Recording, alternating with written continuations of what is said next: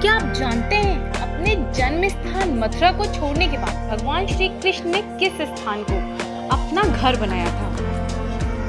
आज की अपनी यात्रा में मैं आपको ले चलती हूँ उस स्थान पे जहाँ द्वारिका में शासन के दौरान भगवान श्री कृष्ण निवास किया करते थे। ये स्थान है बेट द्वारिका। बेट का अर्थ उपहार होता है।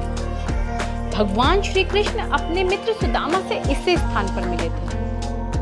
बेट द्वारिका का उल्लेख हमारे महाकाव्य महाभारत में भी है। बेट द्वारिका की दूरी द्वारिका से लगभग 35 किलोमीटर है। बेट द्वारिका आने के दो रास्ते हैं। आप ओखा आके नाव से आ सकते हैं बेट द्वारिका, या फिर सुदर्शन ब्रिज से आ सकते हैं। हम आ गए हैं बेट द्वारिका में और यहाँ के बाजार की रौनक देखिए।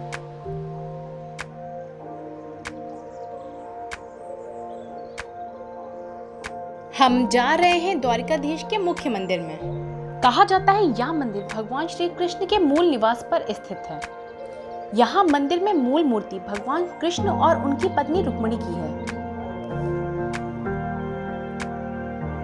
अब हम आ गए हैं सोने की द्वारिका पावन धाम के दर्शन करने। ये मंदिर मुख्य मंदिर के पास ही है। हमारे ग्रंथों में सोने की द्वारिका का उल्लेख मिलता है। ये मंदिर उसी तर्ज पर बनाया गया है।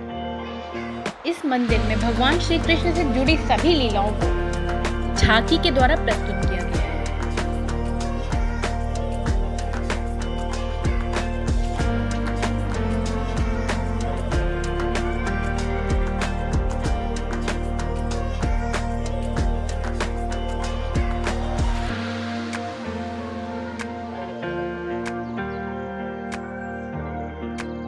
भगवान श्री कृष्ण की सभी छोटी बड़ी लीलाओं को बहुत ही सुंदर मूर्तियों द्वारा प्रदर्शित किया गया है यहाँ पे।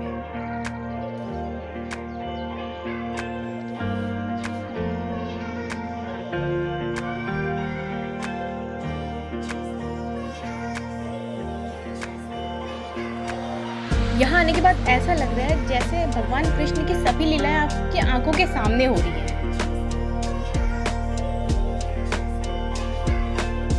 यहाँ मीराबाई की भी मूर्ति है जो भगवान श्री कृष्ण के भजनों में डूबी हुई है।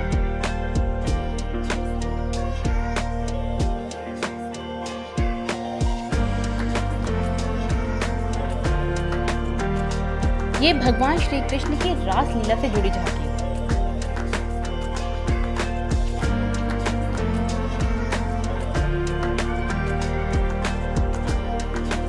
यहाँ संदीपनी आश्रम का भी दृश्य दिखाया गया है जहाँ से भगवान श्री कृष्ण ने शिक्षा ली थी।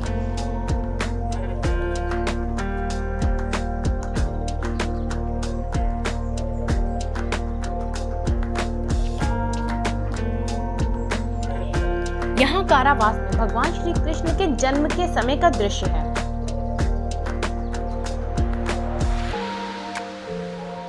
जैसा कि सभी ने सुना होगा कि सोने की द्वारिका हुआ करती थी जो समुद्र में डूब गई थी। इस मंदिर में आके आपको वैसा ही अनुभव होगा जैसे आप सोने की द्वारिका में हैं।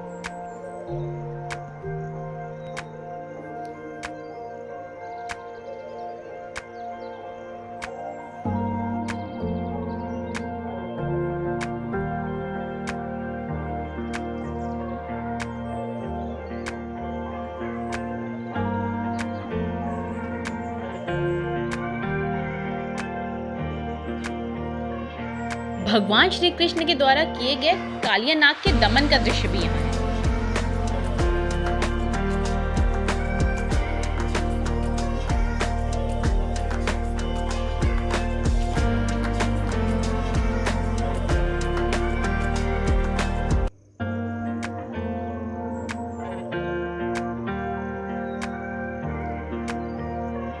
यहाँ द्रौपदी हरण का भी दृश्य है जहां भगवान श्री कृष्ण ने द्रौपदी की लाज बचाई थी।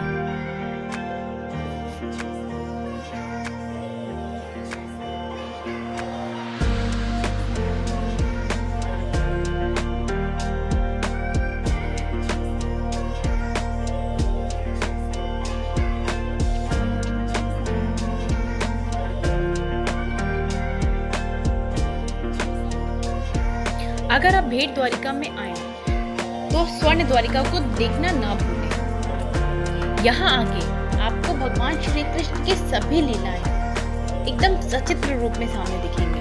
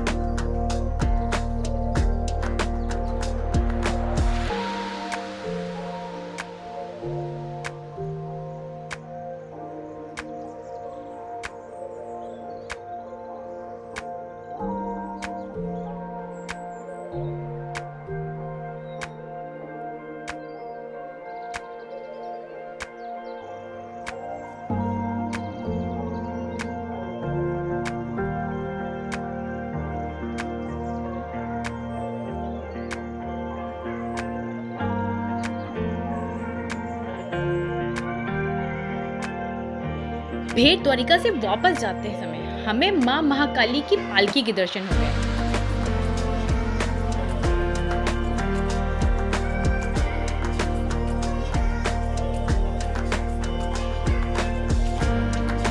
भेंट द्वारिका से द्वारिका वापस जाते समय हमने सोचा कि हम समुद्र पे नौका विहार का आनंद लेते हुए चलें। इसलिए हम वापसी में भेंट द्वारिका से द्वारिका नाव से जा रहे हैं। हमारे सामने जो सुदर्शन ब्रिज दिख रहा है, हम इसी ब्रिज से होते हुए भेंट द्वारिका आए थे।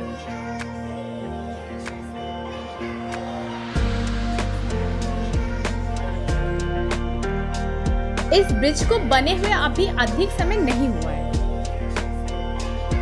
पहले भेंट द्वारिका आने और जाने के लिए नौका का ही इस्तेमाल होता था।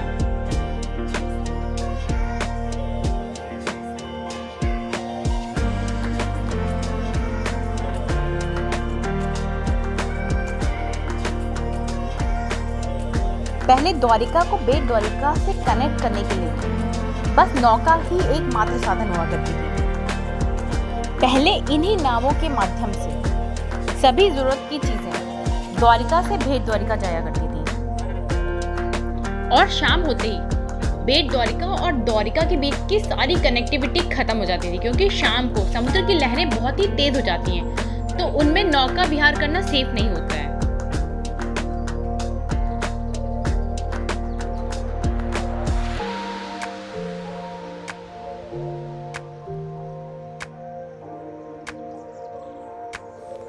अरब सागर के नीले नीले पानी में नौका विहार का अपना ही एक आनंद है।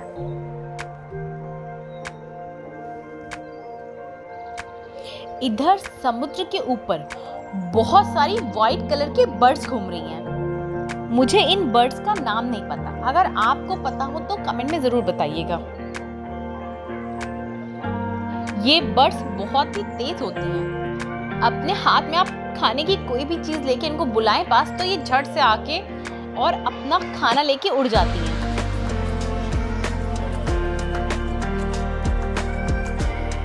ये व्यू इतना सुंदर है। आप समुद्र में नाव पर हैं, आसपास नाव की कतारें लगी हुई हैं और ये व्हाइट कलर की बर्ड्स जो आपके आसपास होके जा रही है।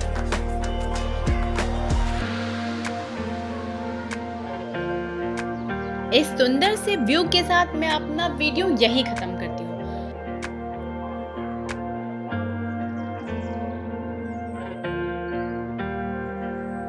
अगर आपको मेरा ये वीडियो अच्छा लगे तो please like share and subscribe सारा कुछ कर दीजिएगा। Thanks for watching.